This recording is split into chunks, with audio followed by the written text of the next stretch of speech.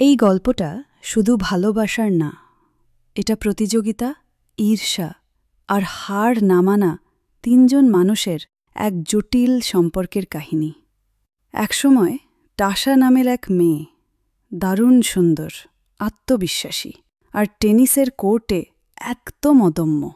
ওর জীবন ঘুরে যায় যখন দুইজন বন্ধু, আর্ট আর প্যাট্রিক, ওর প্রেমে পড়ে। তিনজনেই টেনিস খেলোয়াড়, কিন্তু টাশা যেন কোর্টের ভেতর বাইরেও সবার দৃষ্টি কেড়ে নেয়। টাশা শুরু করে দুজনের সাথেই আলাদা আলাদা সম্পর্ক। একজনকে ভালোবাসে, আরেকজনকে ব্যবহার করে নিজের জীবন এগিয়ে নিতে। প্রেমের সাথে মিশে যায় প্রতিযোগিতা, আর প্রতিযোগিতার ভেতর জন্ম নেয় ঈর্ষা। একদিন টাশা আঘাত পায় আর তার ক্যারিয়ার শেষ হয়ে যায়, কিন্তু ও থেমে যায় না। ও নিজের প্রাক্তন প্রেমিক আর্টকে কোচিং দিতে শুরু করে। এদিকে টাশার অন্য প্রেমিক প্যাট্রিক আবার ফিরে আসে ওদের জীবনে, আর শুরু হয় পুরনো ভালোবাসা আর নতুন খেলায় এক ইমোশনাল যুদ্ধ।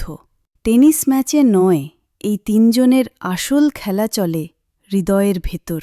কে জিতবে টাশার ভালোবাসা, কে হারবে নিজের অহংকারে?